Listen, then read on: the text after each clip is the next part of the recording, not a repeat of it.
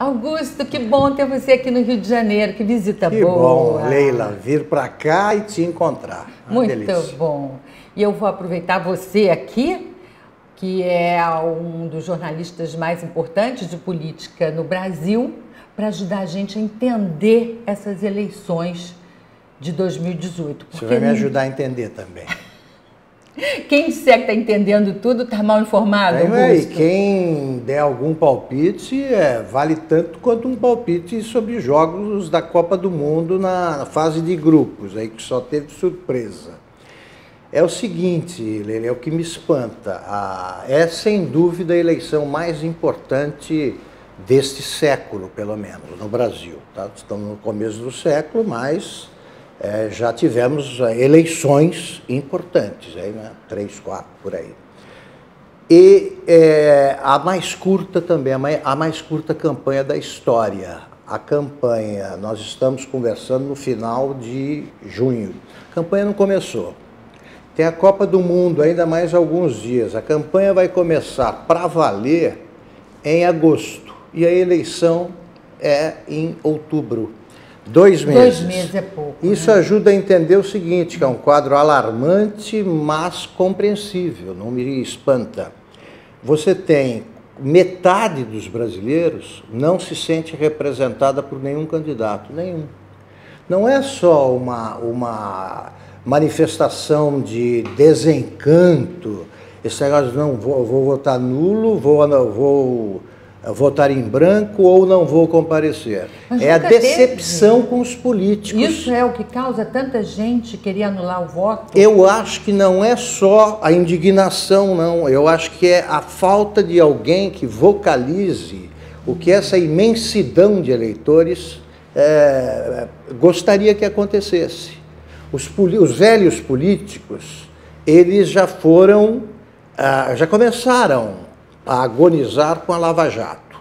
Já começaram a agonizar. A Lava Jato mostrou que o ambiente político está muito infestado por tumores que são antigos e pioraram, e os políticos parece que não se dão conta disso. Você vê o Congresso de costas para o povo, você vê os candidatos usando uma linguagem antiga. O povo quer mais sinceridade, o povo quer acreditar no que diz um candidato, e para isso ele precisa de figuras novas.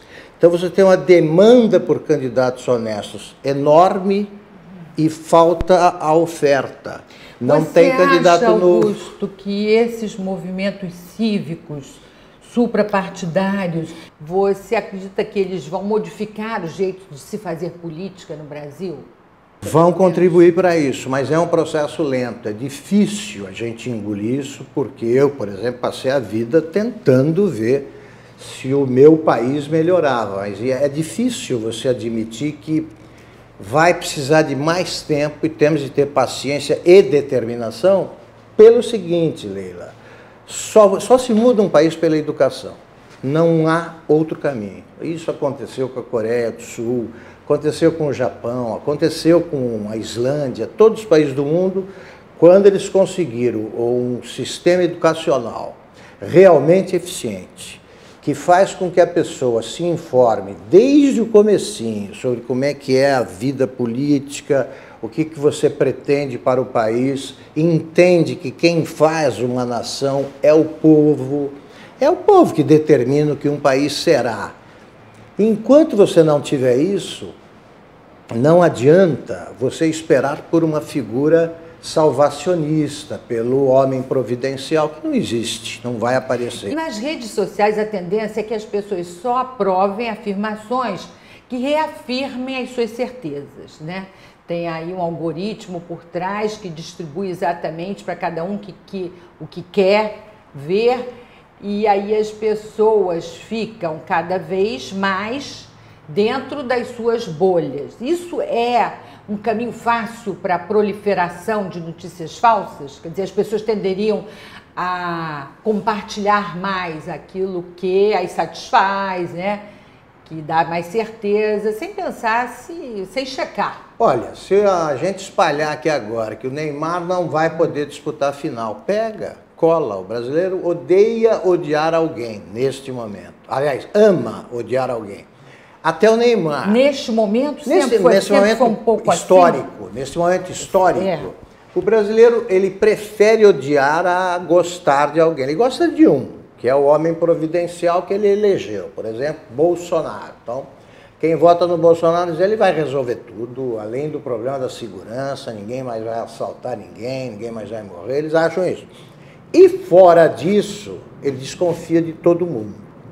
Então, isso se manifesta até no futebol. No futebol, o brasileiro normalmente é galvanizado aí por uma campanha que vai melhorando o nível de jogo da seleção e tal. Não, aqui o pessoal fica desconfiado, tem até a torcida, né? Você torce para um resultado bom do time que é de todo mundo e o cara diz, não, mas isso é hora de pensar em futebol, tem problema mais sério e tal. As coisas são simultâneas, você não pode gostar de cinema e aí você não se interessa por política, você vai ao teatro, você deveria visitar uma favela, não é assim. É monocultura, não é monocultura mais. É monocultura, é muito mau humor. Eu acho que o que os políticos estão conseguindo no Brasil, nós devemos impedir, a questão não é fazer que a gente seja ressentido. O brasileiro não é. O ressentimento eu acho que é o 8º pecado capital e é pior que os outros, porque o ressentido ele culpa alguém pelos problemas que ele tem, pelas falhas de formação, de caráter, alguém é culpado. E também tem um complexo de vira-lata, né? Que o Nelson Rodrigues falava, né? Tem muito isso. A gente não vai conseguir, a seleção tá uma porcaria, e aí? Não vai dar, Neymar tá fazendo tudo errado. E Leila, o complexo de vira-lata, na verdade, ele existiu, deveria ter existido, foi assim que o Nelson Rodrigues citou, entre 1950 e 1958. O Brasil perdeu do Uruguai no Maracanã, foi uma tragédia nacional. Acabou o país. Ganhou em 58, ninguém segura o Brasil, é o melhor do mundo, então aí acabou isso aí. Não, eles estenderam o complexo de vira-lata para tudo e tem um comportamento que é esquizofrênico do brasileiro que eu tenho dificuldade de entender. Ao mesmo tempo que ele acha que nada aqui vai dar certo, ele também se acha o mais esperto do mundo. Deixa que eu vou enganá-lo. Quais as mudanças ocorridas no jornalismo com o crescimento das redes sociais? Todo mundo agora participa do debate de todos os assuntos, não é só eleitoral, não. Todo mundo pode manifestar a sua opinião. Agora, por causa desses aspectos, desses fenômenos que nós estamos mencionando aqui, radicalismo, intolerância, falta de paciência, você tem uma troca de insultos, mais do que tudo, e você tem a difusão de notícias falsas com muita intensidade, muita leviandade. Todo mundo pode manifestar a opinião, eu digo o que eu quero. Isso faz com que não haja confiança por parte dos internautas comuns, um internauta que não fica escrevendo, ele quer se informar. Ele não acredita muito naquilo lá, não, quando é uma coisa que tem a ver com a vida dele. Por exemplo, se você tem uma mudança nos planos de saúde, como agora foi feito. O que deveria acontecer? O sujeito vai, pega lá na internet o material sobre planos de saúde e ajudam a entender o que se passa. Isso não acontece, é só opinião. A internet, ela torna os jornais menos arrogantes. Antes eles eram a grande imprensa, decidia o que você ia ler e como você ia, o que você ia pensar daquilo que eles publicaram. Isso acabou, essa arrogância. Ao mesmo tempo, você tem uma queda no nível da mão de obra dos jornalistas, também perturbadora essa queda, porque ninguém mais sabe escrever. E na internet também o texto, você que escreve muito bem sabe disso, o texto é primário, é tosco. Nos jornais e na internet. Eu leio aquilo e eu não sou nem um pouco nostálgico, mas antes, para você ser jornalista, você precisa saber escrever da mesma forma que o engenheiro tem de calcular. E os jornalistas hoje não têm raciocínio lógico e informação zero.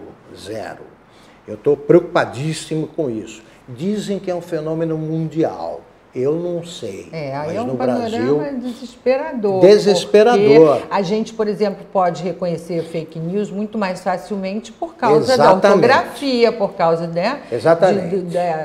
do O português. que eu acho que vai acontecer? Por causa que, como diz você, espancados. Né? É espancado, é torturado, né? É assassinado eventualmente. Na rede. Programas como o teu, não estou te fazendo nenhum afago, não. Não, eu adoro esses elogios. Então faço, né? Com muita eu não vou convicção. reclamar nunca de elogios. Programas como o teu é que vão fazer com que haja uma depuração na internet. Tomara. E o lixo vai para o lixo. Marcelo Trindade, bom dia, obrigada por nos receber. Oi, Leila, bom dia, prazer meu enorme, obrigado pelo convite. Você é do Partido Novo. Isso. Né? O que, de novo, o Partido Novo tem a oferecer ao eleitor, né? Do Brasil e do Rio de Janeiro, principalmente? Tudo. Tudo de novo? O Novo é novo em tudo. O Novo não usa dinheiro público, não usa o fundo eleitoral, não usa o fundo partidário, é mantido com as contribuições dos seus filiados, né? Que já são 21 mil filiados, que contribuem mensalmente para o partido e fazem com que o partido arque com as suas despesas. Quantos mil 21 filiados? mil. 21 mil Isso. filiados. E crescendo. E o que a gente sempre diz, Leila, é que é um partido, como ele é mantido com recursos dos seus filiados, ele é um partido muito controlado. Se o partido der errado, se os políticos que o partido eleger começarem a trair os valores do partido, não é? Todas as coisas novas que o partido defende e que, na verdade, deviam ser a prática normal da política, mas são novas porque o Brasil ficou muito velho na política, que se isso acontecer, os próprios filiados param de pagar as suas contribuições e o partido acaba. Então é um partido sob controle permanente da sua efetividade e da sua capacidade de realizar os propósitos a que ele deve servir. Mas quais são as propostas novas do partido? Então, o partido basicamente propõe, primeiro, que o Estado se concentre naquilo que ele deve fazer. Na visão do Partido Novo, o Estado se perdeu fazendo muitas coisas que ele não sabe fazer bem, não servindo a população, e se perdeu exatamente porque essas várias coisas que o Estado não sabe fazer, ele faz apenas para poder ter instrumento de barganha política, instrumento de troca com pessoas que se ocuparam do ambiente público, do ambiente do Estado. Então, o partido entende que o governo, o Estado, deve se concentrar em segurança, em educação, em saúde e em qualidade dos serviços públicos prestados ao cidadão. Muito bem. Agora, para sair do estado de penúria, né, em que o Rio de Janeiro se encontra, é preciso promover um desenvolvimento econômico assim radical. É preciso fazer as duas coisas. Porque para ter coisas. dinheiro para isso, para investir na área de saúde, por exemplo, o Estado não tem cumprido o mínimo previsto em lei, né, de investimentos, desde 2014. Então, mas vamos voltar lá para esse desenvolvimento econômico, né, por onde passaria? O Partido Novo se propõe a investir nesse quesito básico do problema do Estado do Rio de Janeiro? Principalmente, isso na verdade é uma consequência da primeira parte que eu falei. No momento em que você traz o Estado para o tamanho que ele deve ser e focado em fazer as coisas que ele tem que fazer, como saúde, por exemplo, com qualidade, porque não basta fazer, tem que fazer bem feito, com efetividade, com boa gestão. No momento em que você traz o Estado para fazer isto, você libera espaço no próprio Estado para a iniciativa privada. Então você dá espaço para que a atividade econômica se desenvolva adequadamente. Você tem que desburocratizar o Estado, você tem que permitir a atividade econômica, a inovação, né, o surgimento de empresas, a quebra de empresas também tem que ser facilitada, porque a falência, a extinção das empresas que dão errado é um passo de inovação também, não é? Para se acertar é preciso errar várias vezes. Um Estado menor. Um Estado menor, mas não apenas menor, mas muito mais eficaz, com muito mais qualidade naquilo que ele tem que fazer. Não adianta diminuir o Estado continuar fazendo mal aquilo que ele tem que fazer, como ele faz hoje. Só tem vantagem diminuir o Estado se o que ele tem que fazer é feito bem feito, por exemplo, na saúde. Na questão da saúde, Marcelo, por onde você começaria? A saúde demanda uma revolução, Leila. A gente precisa fazer uma revolução tecnológica, uma revolução digital na saúde. É um absurdo que nós tenhamos à nossa disposição toda a tecnologia que a gente tem e que as pessoas penem, né, nas filas, penem sendo mandadas de um lugar para o outro, que os seus exames fiquem vencidos, porque quando elas chegam para fazer a cirurgia já passou tanto tempo que o exame está vencido e aí ela não faz a cirurgia porque tem que fazer outro exame. É um absurdo completo que em pleno século XXI a gente não tire benefício. Então, na nossa visão, cada cidadão do estado do Rio de Janeiro tem que ter o seu passaporte de saúde digital no seu celular. E tem que saber, essa informação tem que estar completa ali, de modo que quando ele chega ao médico, o médico possa ver qual é o histórico daquele paciente, possa saber o que ele teve, o que ele tem agora e possa conduzi-lo adequadamente. Mas isso vai demorar um tempo, isso né? Vai demorar, agora, assim, isso vai demorar relativamente pouco tempo. Porque o atendimento hoje de saúde do Rio de Janeiro é criminoso. Então, para isso... A isso... gente tem visto, né? As pessoas morrem porque o médico diz, não vou atender, tem muita gente para atender, não é o caso, não fez ficha. Então, eu acho que talvez antes precise um outro tipo de choque, que seria não é de gestão, mas seria assim, mobilizar. Isso é gestão. Isso é gestão. Isso é gestão, mobilizar as pessoas para um atendimento consequente, responsável. Perfeito o seu ponto. Gestão não é só de equipamentos, não é? De recursos materiais. Gestão também é de pessoas. A gente precisa treinar as pessoas, médicos, enfermeiros, agentes de saúde, a atenderem. Aquilo é um serviço como outro qualquer e as pessoas precisam ser bem atendidas, é preciso prestar atenção a elas. O que quer dizer atender? Atender quer dizer prestar atenção. E os agentes de saúde, as pessoas que trabalham na saúde, muitas vezes não prestam atenção no paciente com quem eles estão lidando. Como é que nós vamos fazer isso? Qual é a ideia em relação a isso? A ideia é dividir o Estado em áreas de atenção, em áreas de atendimento. Essas áreas, todas elas terão um hospital de referência central, que já existem, os hospitais já existem, serão hospitais de referência central, e todo o serviço será, naquela zona de atendimento, referenciado a este hospital de referência, não é? Sem prejuízo, naturalmente, dos hospitais especializados que estarão espalhados pelo Estado, onde as pessoas que necessitem de atendimento especializado vão recorrer. Esses hospitais de referência, por sua vez, são circundados por todo o atendimento primário e secundário na saúde. O atendimento básico, o atendimento de acompanhamento do agente da saúde de família. E esse atendimento, especialmente para as pessoas mais velhas, é muito importante. A gente pode ter facilmente no celular dessas pessoas, todas, Leila, as pessoas, tem mais celular do que gente no Brasil. A gente não pode perder essa oportunidade. A gente pode ter no celular dessas pessoas os cuidados de autoatendimento, hora do seu remédio. Por onde começar na segurança pública? Olha, eu acho que a segurança, na verdade, se tornou o primeiro problema. Infelizmente, se tornou o primeiro problema do nosso Estado. Não é? O primeiro problema devia ser educação, devia ser saúde. Nós chegaremos não lá. É? Mas o primeiro problema virou segurança, porque nós não temos como trabalhar, não temos como atrair investimento, não temos como ir ao hospital, não temos como ir à escola com o nível de insegurança que hoje a população vive. Então, a insegurança atual no Rio de Janeiro é completamente perturbadora da atividade econômica e do dia a dia das pessoas. É preciso enfrentar isso com muita energia.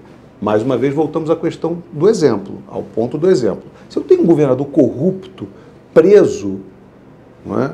Confesso, se eu tenho essa situação, essa podridão se espalha pela máquina estadual toda. Não é? Essa falta de moralidade, de ética, de respeito à população se espalha. Então, evidentemente, isso acaba redundando. Você pode exigir de um policial que ele morra, que ele te defenda, que ele saia de casa todo dia para te representar, para impedir que as pessoas te façam mal, se o chefe desse sujeito, o governador do Estado, é um ladrão e está preso. Então, essa situação é dramática no Rio de Janeiro, nós não podemos usar meias palavras aqui. Agora, o que se faz para resolver? Primeiro, exemplo. Não adianta colocar mais do mesmo lá, Leila. Não adianta a gente repetir os nossos erros. A gente só vai afundar o nosso problema e o nosso Estado. Segundo, a gente precisa, além deste exemplo novo, limpo, ético, acima de qualquer suspeita, a gente precisa de comando estável nas polícias. Nós tivemos 10 comandantes da Polícia Militar em 10 anos. Isso é inadmissível. E por que nós tivemos 10 comandantes gerais da Polícia Militar em 10 anos? Porque a cada problema político o governador solta a mão do comandante da Polícia Militar, porque ele está preocupado com a sua reeleição, está preocupado com a manutenção do seu fluxo de dinheiro ilícito. Então ele não quer chateação, ele larga o policial ele larga o projeto de segurança à deriva. Então a gente tem que ter no Rio de Janeiro estabilidade de comando. O chefe da Polícia Civil, o comandante da Polícia Militar, tem que ser nomeados no primeiro dia para ficarem os 4 anos com o governador. Qual é o seu plano, coronel? Qual é a sua meta? Quais são as suas metas? O que nós vamos reduzir de morte, de letalidade, de violência? Você apoiaria essa política de confronto que eu vejo hoje no Rio de Janeiro? Absolutamente não. E nem a polícia apoia a polícia de confronto. Porque morreram mais de 60 policiais já esse ano. Meu Deus, isso é dramático. Quer dizer, mesmo com esse governo corrupto, 60 pessoas deram a sua vida por nós, com essa chefia bandida que acompanha há anos esse Estado. Então, e os policiais civis que trabalham nas piores condições, que não conseguem investigar porque não têm os mínimos elementos de tecnologia para investigar, e tecnologia é tão barato, Leila. É tão barato, e essas pessoas não deixam de trabalhar, vocações puras que estão lá a serviço do Estado, acachapadas por essa situação dramática que nós vivemos, no exemplo que vem de cima, no mau exemplo, no mau comando, na falta de estabilidade. Então nós precisamos dar estabilidade a essas duas polícias e dizer, as suas metas estão aqui, tratem de cumpri-las. Que elementos, o que vocês precisam para fazer isto? Ok, vamos prover o que vocês precisam, atinjam as suas metas. E quando a bandidagem reagir, quando vocês forem sabotados pela política de tolerância zero que vocês vão ter que aplicar contra a má conduta policial, porque é claro que tem uma banda podre que precisa ser enfrentada, que está ligada ao crime organizado, que está ligada às milícias e está ligada ao tráfico, é claro que essa banda podre vai reagir, vai contra-atacar, não é? Veja o que aconteceu com a Marielle. Hoje está muito claro que foi um contra-ataque, não é, àquela pessoa que estava chegando, atacando a ferida, né, atingindo o problema. Então, vai haver muito contra-ataque e é preciso que a gente fique junto com os nossos policiais, que a gente garanta estabilidade ao plano, que vai ser um plano, não é uma atuação atabalhoada em que você entra numa comunidade atirando sem pensar no que está fazendo. Marcelo Calero, obrigada por aceitar nosso convite. Obrigado a você, Leila. Obrigado a você e a toda a sua audiência por permitir que eu fale a respeito um pouco da minha trajetória. É um prazer. Então, para começar a falar sobre a sua trajetória, eu queria que você relembrasse para a gente, em linhas gerais, o episódio que resultou na sua demissão como ministro da Cultura do governo Temer, né? Quando você acusou um outro ministro, denunciou outro ministro de tentativa de tráfico de influência, não é isso? É isso. O Gedel Vieira Lima, que depois a gente veio a conhecer melhor por causa das malas de dinheiro no apartamento e tal. Mas como foi esse episódio para a gente deslanchar a entrevista? O que aconteceu, Leila, nesse episódio é um típico caso de pessoas que se acham maiores do que as leis, maiores do que o Brasil. Aquela velha história que a gente ouve há tantas gerações, né? É aquela coisa, sabe com quem você está falando?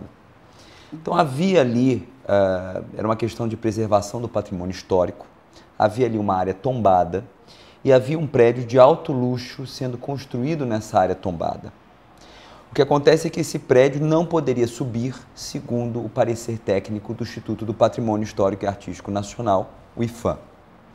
Só que o senhor Gedel Vieira Lima tinha um apartamento nesse edifício, que ele comprou na planta, estava sendo construído. E ele achava que por ele ter esse cargo, por ele ter essa proeminência política, ele teria aí a prerrogativa de fazer com que esse parecer fosse mudado. Fazer com que o IPHAN pudesse finalmente autorizar a construção do edifício. E mais do que isso, ele achou que eu participaria dessa manobra e começou, portanto, a me pressionar a exercer sua influência para que eu mudasse o parecer técnico do IPHAN ou que exercesse a minha influência ministerial para que a decisão fosse favorável à construção do empreendimento. Como você citou, Roberto da Mata, que falou, que chamou atenção para essa mentalidade do você sabe com quem está falando? É isso. Né? Ponto para o antropólogo que sempre soube traduzir muito bem. Né? Essa mentalidade e esse desnível, né, de comportamento, né, no povo brasileiro, que em sua maioria não é assim. É isso. O perigo é que isso vai transbordando. Não é? E eu acho, Leila, que a fala do Temer, que o Temer, a certa altura, me chama na sala dele para que eu atendesse aos interesses do Gedel. A fala do Temer, ele me fala assim, Marcelo, a política tem dessas coisas.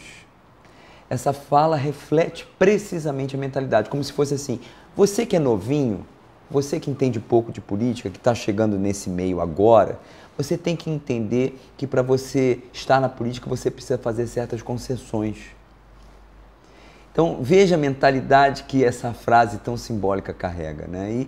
E é isso, eu não estou e não estava disposto a fazer qualquer tipo de concessão, porque há que se ter na política, sobretudo nesses tempos atuais que vivemos, um compromisso inegociável com a ética.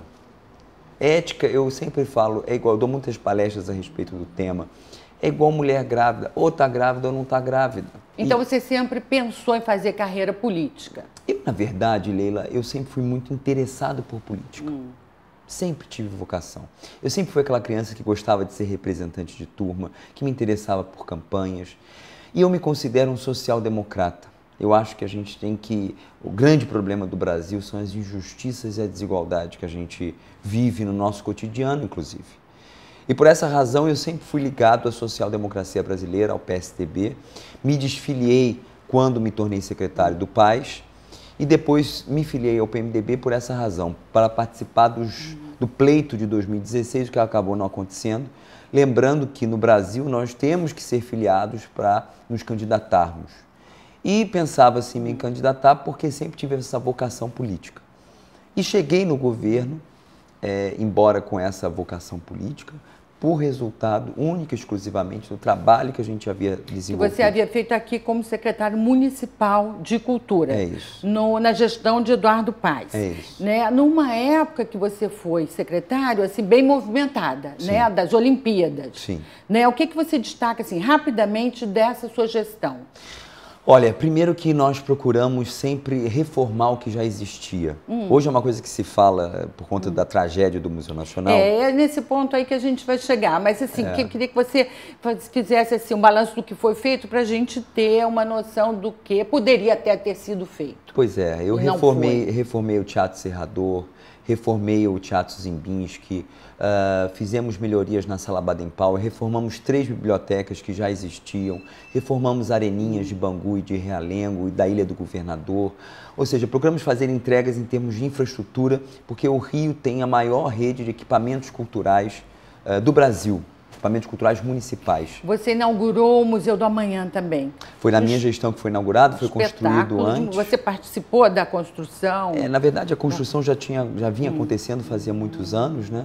Eu participei desse momento da inauguração do museu. Pois então, Marcelo, vocês fizeram tantas coisas, não é? E na gestão do Eduardo Paes foram inaugurados 2 museus, não é isso? O Museu de Arte, o Mar, a beleza de museu, e ali também naquela região do Porto, e o Museu do Amanhã. E nós reabrimos o Museu da Cidade, que estava então, fechado fazia 5 anos. Para ter ajudado o Museu Nacional da Quinta da Boa Vista, a gestão do museu, não dá para ter ajudado melhorar o funcionamento do museu? Leila, a gente vive numa federação, isso é preciso ser entendido. O Estado, é claro que o cidadão não quer saber de quem cuida, mas nós temos a gestão pública para isso. O Estado, o município e o governo federal têm suas atribuições também no campo da cultura. Imaginar que a Prefeitura do Rio pudesse, dadas as suas limitações orçamentárias, inclusive, ajudar um museu que tem o nacional no nome, é um patrimônio de todos os brasileiros. Mas do Rio de Janeiro, né? Está no Rio de Janeiro. Muitas coisas estão no Rio de Janeiro, por exemplo, Biblioteca Nacional. Eu digo isso, Marcelo, porque teve dinheiro, né? Teve dinheiro para fazer tanta coisa. O Museu do Amanhã, por exemplo, mas aí que tá, eu ia deixar de reabrir o Museu da Cidade. Que escolha de Sofia. Então, eu quero aproveitar a sua expertise, você que conhece bem o meio, para a gente conversar um pouquinho também e você ajudar o nosso público a entender o que aconteceu aqui, porque é uma tragédia, e uma tragédia anunciada.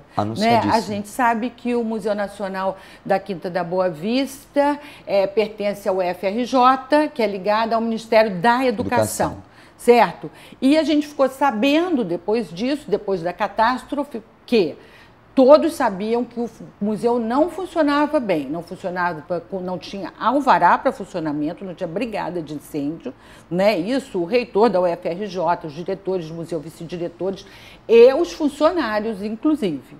Né? Todo mundo sabia disso. Viemos a saber que 87% né, do orçamento do museu é gasto com Da folha UFRJ.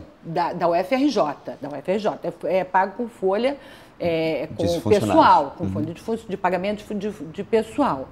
Quer dizer, isso tudo é um conjunto de coisas de má gestão, certo? De má administração. Eu digo tudo isso que eu fiquei muito revoltada com o ministro da Cultura, Sérgio Saleitão, que disse que não, o que aconteceu foi demonstra a falta de cuidado, de atenção da sociedade, do conjunto da sociedade, né, com a cultura nacional.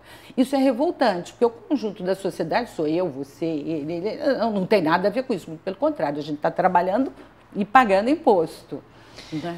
Olha, Lili, eu acho que há algumas questões de fundo e algumas questões mais imediatas, se a gente for fazer uma análise mais completa do caso. As questões de fundo são, no Brasil, em geral, as políticas de longo prazo, as políticas de Estado, portanto, elas são desprestigiadas. E aí entra a política cultural também. O político prefere fazer o asfalto na rua do que o saneamento básico, por exemplo. Porque a política de educação também, que é de longo prazo, ela é sempre desprestigiada. Porque os políticos, em geral, estão preocupados, Leila, com o resultado eleitoral, em ganhar a eleição. Portanto, em geral, a política brasileira ela é imediatista e, portanto, rasa e superficial. Uma política de cultura consistente ela tem que ser de longo prazo. E, nesse sentido, sim, as políticas culturais e de patrimônio, de preservação da nossa memória, acabam sendo desprestigiadas. Eu vou te dar um exemplo relacionado a mim, Leila. Aquela discussão em Salvador que eu tive com o Gedel, a pressão que ele fazia era contra o patrimônio histórico. E o que fizeram os políticos brasileiros? Porque estava subindo um espigão de 30 andares que ia camuflar, é a palavra melhor que eu acho aqui agora, uma igreja do século XVI. Ia prejudicar o seu perímetro. O que fizeram os políticos brasileiros, Leila? Fizeram um abaixo-assinado em favor do Gedel e do Temer, contra mim. Você é candidato a deputado federal. E eu tenho a pauta da cultura. Pois é, tem a pauta da cultura. Então, diga, primeiro, qual a importância da cultura, da área de cultura para o desenvolvimento econômico do estado do Rio de Janeiro? Então, vamos lá. Eu vou falar sobre o ponto de vista do simbolismo, né? Um país que não trata bem o seu patrimônio, sua cultura, seu arcabouço artístico-cultural, que não trata bem a sua memória, é um país fadado ao fracasso. Porque não tem evolução civilizatória. A gente precisa aprender com os erros e acertos do passado para construirmos o nosso futuro. Ao mesmo tempo, a gente tem que lembrar que turismo e cultura são geradores de renda. Quando a gente tem uma peça de teatro, é o pipoqueiro, é o iluminador, é o sonorizador, é o bilheteiro, é o taxista, é o dono do restaurante. Todo esse universo de pessoas tem emprego e renda a partir daquela manifestação cultural.